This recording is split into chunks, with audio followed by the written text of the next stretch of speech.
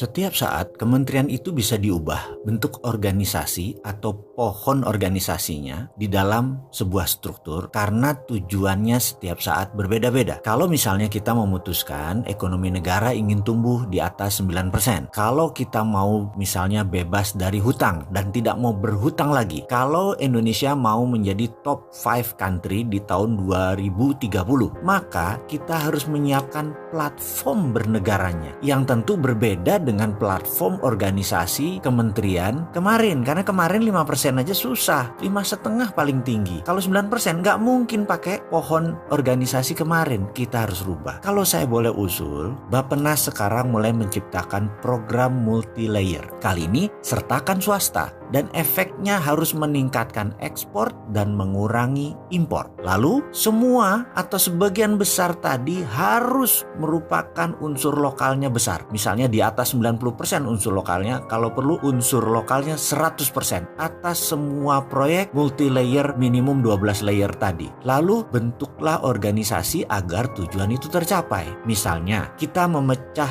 ke 3 Kemenko, 3 kementerian koordinator seperti Menko Equin, di mana Kementerian Keuangan, Menteri Perindustrian, Kementerian Perdagangan, Dirjen Pajak, UKM itu di bawah Menko Equin. Kemudian 2 lagi adalah Menko Kesra dan Menko ESDM. Menko Equin adalah Menteri Profit Center atau penghasil uang atau inflow uang masuk. Menko Kesra adalah Menteri Cost Center, semua yang cost center di bawah Kesra. Seperti pendidikan itu kan semua cost center, Menteri Agama semua itu cost center. Kemudian Menteri SDM adalah Menteri Technical Operation. Ini berbeda lagi karena dia bisa menghasilkan uang dan juga bisa spending. Lalu misalnya Kabinet Jilid 2 ini ada beberapa kantor kementerian yang ditutup. Misalnya Kementerian Daerah Tertinggal tutup aja, Kementerian Sosial tutup aja, Menteri Peranan Wanita tutup aja, Kementerian Tenaga Kerja tutup aja, juga Kementerian Pemuda dan Olahraga ditutup. Bukan berarti ditiadakan, tapi dijadikan dirjen atau jabatan eselon 1 di kementerian lain. Menteri Sosial kalau perlu langsung di bawah gubernur, Menpora di bawah Dekdikbud, Departemen Pendidikan dan Kebudayaan. Juga Kementerian Tenaga Kerja gabung aja di bawah Dekdikbud. Kenapa? Saat ini lulusan sekolah tidak bisa diserap sama tenaga kerja karena tidak ada koordinasi antar lembaga. Sekarang ini apa kebutuhan tenaga kerja? Karena di bawah satu pohon organisasi yaitu Departemen Pendidikan dan Kebudayaan, sehingga bisa nyambung, kurikulumnya nyambung dengan tenaga kerja. Zaman dulu digabung, entah kenapa toto dipisah menjadi Menteri Tenaga Kerja. Itu tidak perlu, dirjen aja tenaga kerja. Bener deh,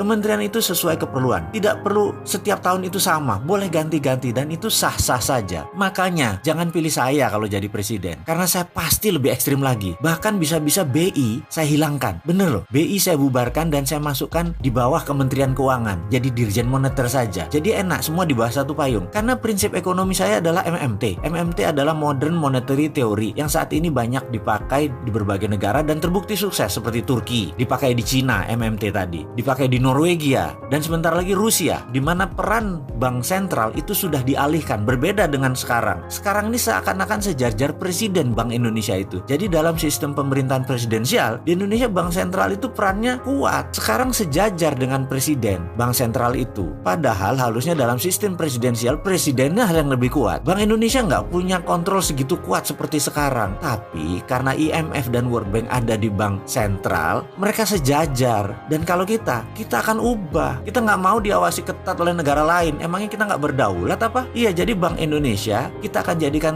eselon 1 sejajar Dirjen Moneter. Jadi begitu kita perintahkan cetak rupiah biru, maka Dirjen Keuangan mencetak tadi dan tugasnya adalah mengontrol rupiah biru berjalan benar-benar 12 lapis proyeknya dan tidak ada penyelewengan sekecil apapun. Jadi ke depan bagaimana? Sudah mulai berani kan untuk berdaulat?